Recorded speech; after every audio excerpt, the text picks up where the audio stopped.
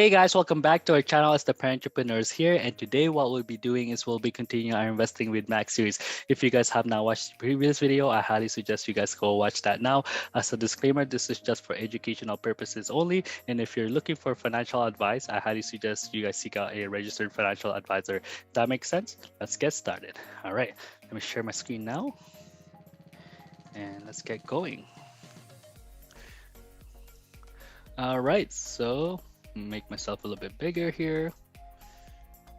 I don't know if that's too big, but hopefully you guys can see me. Okay, so as per usual, what we're going to be looking at is we're going to look at cannabis stocks again. So we'll look at Rev Capital, we'll look at Lifeis, we'll look at Weed, we'll look at Bill GV, and we'll look at ACBD. We'll look at those 1, 2, 3, 4, 5 stocks. Okay. So in this case, as you can see, Rev Capital has been, you can definitely see on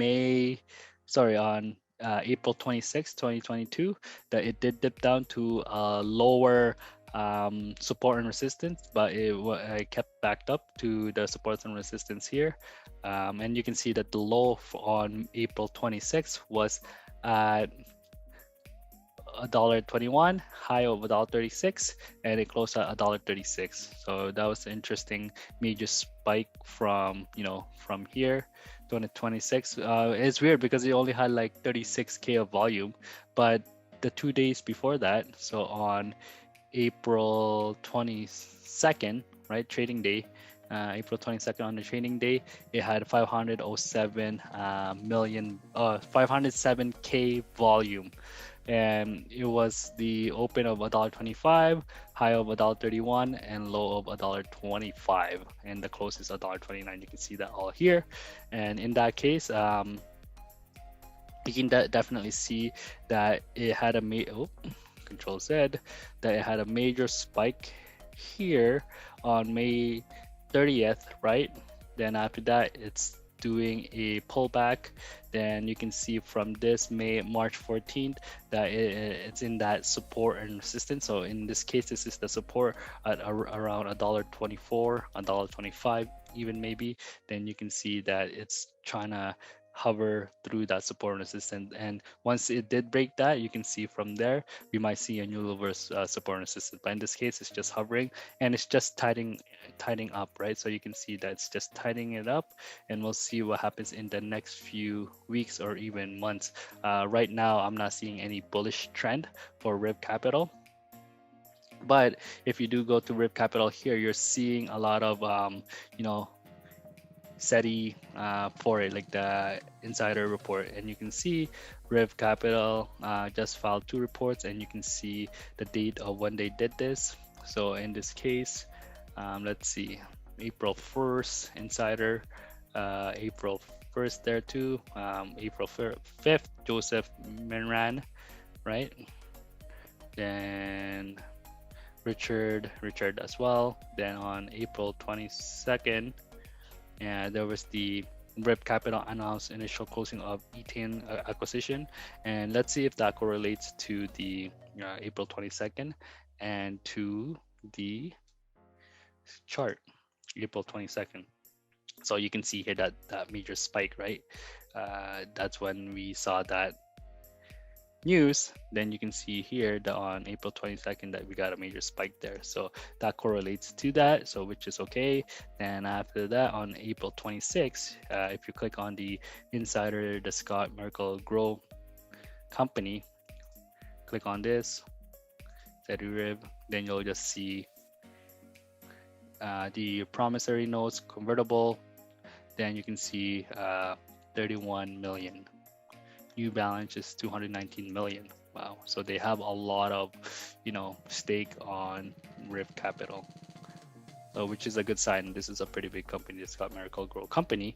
And yeah, so if I go to Rev Capital again, so you can see it's been a red day. So the last trading there, it was down, 5.2%, 7 cents down.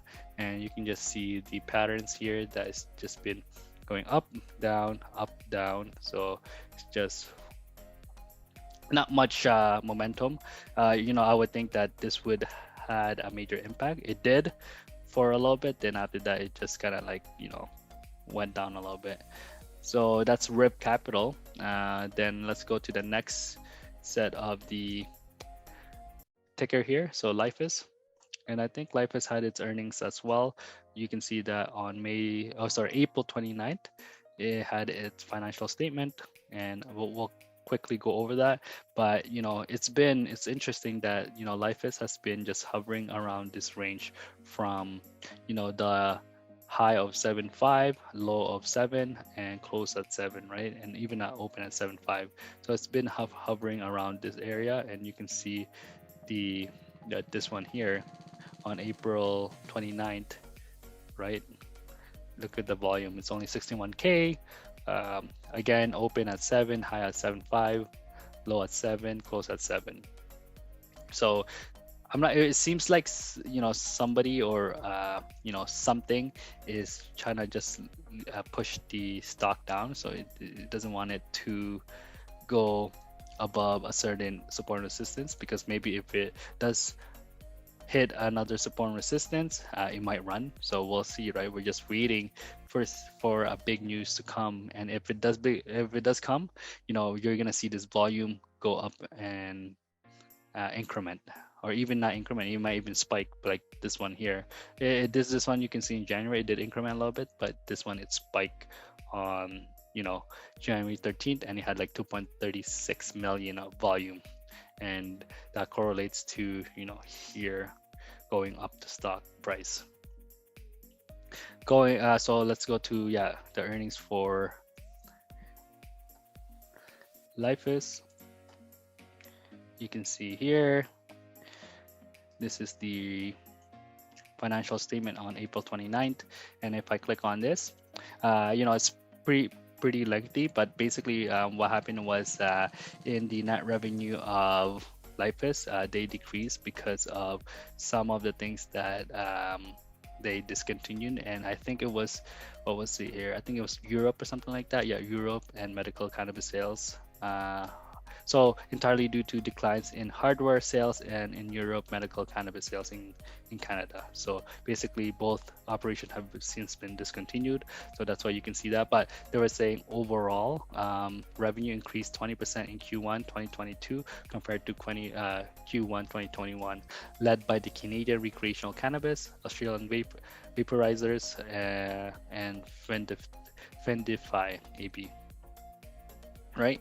So and I like this because they're saying that their EBITDA is improving, but you can see gross profit before inventory adjusted triple 1.4 million in Q1 as compared to 0.5 million, 26 from 8%. And I like this. EBITDA improves substantially by narrowing losses to 4.2 million in Q1 in 2022 compared to 7 million loss in Q1 in 2021, representing the sixth consecutive quarter of EBITDA loss improvement. So they're improving their EBITDA, so that's good. So maybe they'll reach their profitability soon.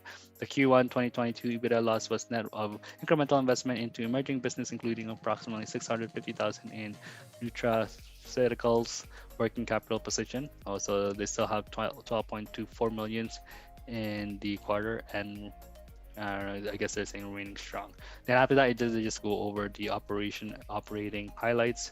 They talk about the cannabis can mark, Nutrical Micra, Australian vapes, Vindify, and the financial summary of the Q1 balance sheet and additional information. And actually, you can find this information if you wanted to dig deeper in better. And yeah, that's pretty much it for Lifeis. Right now, I can see the stocks here. It's still being maybe pulled down. Not much going on. We'll see in the next coming months or even weeks what's going to happen, right? But in this case, volume's super low. As you can see, 20K, 61K, not much really going on. And we might be seeing a summer lull as well too. So you might not see anything major in the summertime. Then when it comes to fall time, right, we might see another spike or another momentum for the bulls. For weed, you can see here that it's been hitting, the support and resistance. So it did break that, the support and resistance on April 20th. And once it broke the April 20th, then you can see that the new support was from, or is, $6.44. Then the new resistance is at 721. Then it's trying to break that. So the last trading day on April 29th, the open was at 687, high was $7.49, and the low of $6.85, and it closed at 741. So maybe we might see this momentum keep going on this. So it's three green days. We'll see if it's gonna hold. If not, this might be another red day. If it doesn't pass this resistance at around 721 or something like that, then we might see it hover in this support and resistance where the support is at around 642, right? 642 to 645, just depending on if you want to dig deeper. But that's read. Not, you can see the earnings here, May 31st. So the estimated revenue they're thinking is 133 million, but we'll see how it goes. And going over to BLGV, it's been going down as well. Not much volume going on, right? And you can see here,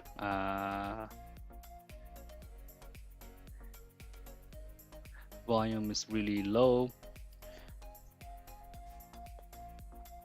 So let's see the last trading day, April 12, and look at this, it's crazy.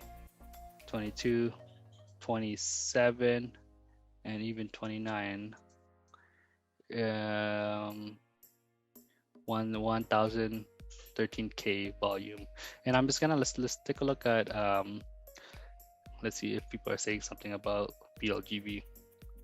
So the last comment was 29th. After 4 years of saying that, don't you come up with new approach? Just sit and hold. Zero shareholder value here when he's going to start diluting. So that was April 20th. 100 shares or lots. So you can see here that's been, BLGV has been going down ever since the last run, which was on June 2021.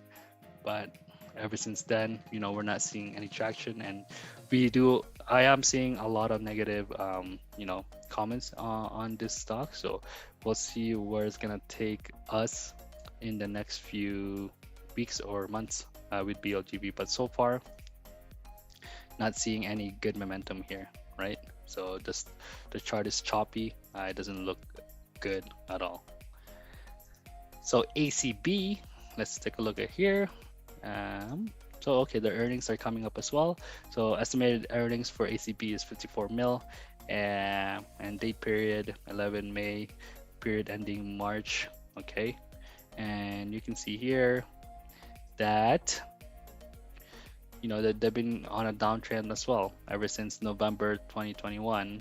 Right, it's been going down, and you can see a little bit of like cup and handle here, but it doesn't go follow through, and it just breaks. Then it keeps going down, and you can see that like a V shape. It did try to do a V shape recovery, but it didn't pass the resistance. Then it just tumbled down again. And what I'm seeing right now, as you can see, that it did hit the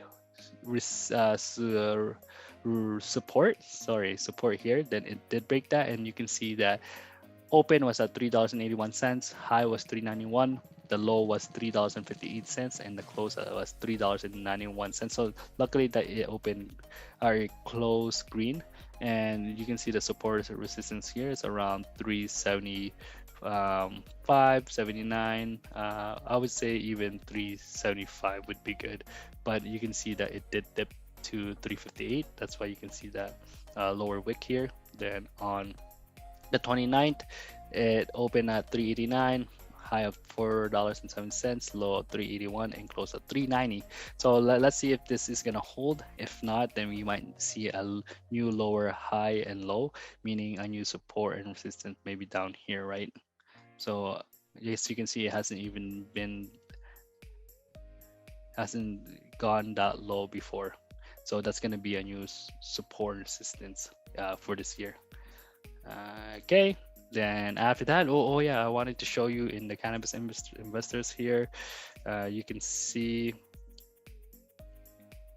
that some people are talking in the cannabis investor stock exchange. This guy Hector Lopez, blah blah blah blah, just talking about the opportunities and stuff like that. And you can see industrial building near downtown Los Angeles for sale, type 9 delivery, so call for price. So that's interesting. Market watch. Hexo taps Charlie Bowman as CEO, Julius Inventon as CFO. Okay, cool. Turnkey, fully operational retail store, front business for sale. Okay, so business for sale, interesting.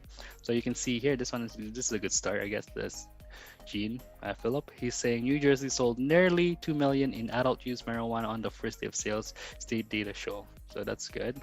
People will grow a lot. Cool. And you can see here that Canopy Growth announced cost reduction action to accelerate path to profitability. So that's what their main focus is for Canopy Growth. They're doing a lot of things to reduce their costs so that they can reach their profitability. Fireflower, yeah, good. Tell CEO discuss interstate expansion, how to successfully launch your brand in new markets. This one's cool. One man is the fastest on land, one man is the fastest in water, but both smokes marijuana to relax and have 26 Olympic medals combined. Pretty nice. And you can see this. Yeah, smokers never get anywhere, just the richest guy on the planet. Then you see Elon Musk here. Oh yeah, well, what I wanted to mention too with Elon Musk about the takeover for Twitter, and I was doing some research on that to see what's going on. And yeah, he looks like he's really interested in buying Twitter. And I was reading this Elon Musk article. It says how Twitter's board went from fighting Elon Musk to accepting him. It's highly usual to move from a poison pill to a 44 billion deal in under 2 weeks, but Twitter boards run out of option. And basically, this article just runs down, what happened and what Elon Musk made an offer. And you can see that on April 24th, 10 days earlier, Elon Musk, the world's richest man, had made an bid to buy Twitter for $54.20 a share. Then basically it talks about the proposal, and yeah, all this good stuff here. I'm just like, wow, he's really interested in. You keep reading down on this article, and you can see that he's really interested because even the banks are backing him, right? And let me see if I can find it. So Musk began preparing tender, blah blah blah blah. Last Musk, yes to it, free speech. Okay, hold on, I think I missed it. And it was Morgan Stanley. Okay, yeah, so you can see here.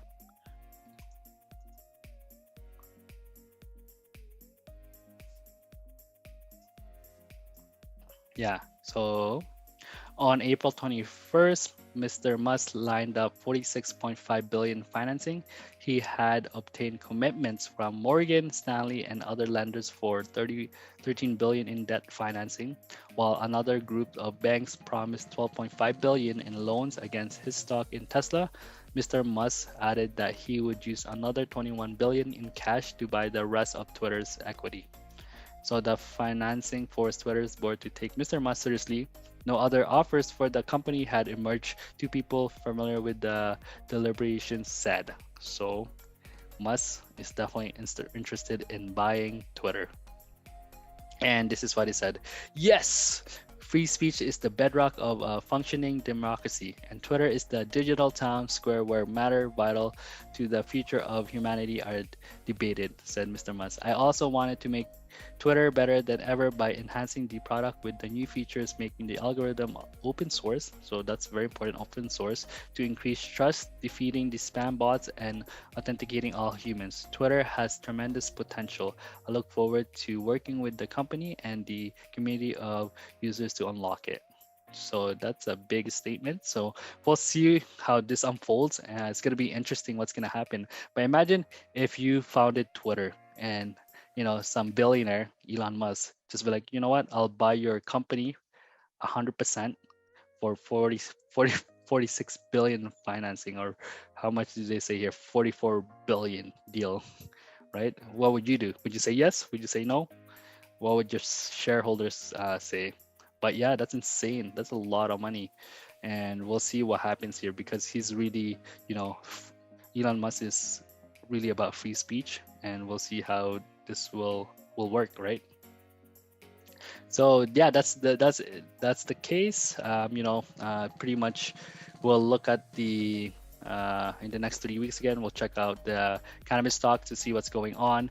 But if there's any news about like the Twitter stuff too, I'm gonna keep you guys updated because this is really everywhere, right? It's all over Facebook, it's all over Twitter, it's all over Instagram, even Reddit, everywhere. Yeah. But what I wanted to show you, as usual, is show you my account here. As you can see, that I'm down like 70.28% unrealized gain, or unrealized gain or loss. So in this case, it's a loss, right? And you can see that the account right now has 4,554.40 cents. You can see Lifeis. This is my biggest loser. It's at 76%, or I guess almost 77%, 76.97%, and it's down 10k, 10,642, right? It's down. It's pretty bad. Rev Capital, it's still up 10%, and right now it's up 104.45 cents. So we'll see what happens in the next few months. But I'm thinking that there's gonna be a summer lull, and with that summer lull, stock tends to just like go like this, sideways, or it might even dip down a little bit. And after that, maybe fall, we might see a spike in the stock price. So if you guys have any questions, definitely message me down below or direct message me. And yeah, what happened? We'll see you in the next video, and take care. Have a good weekend. Bye.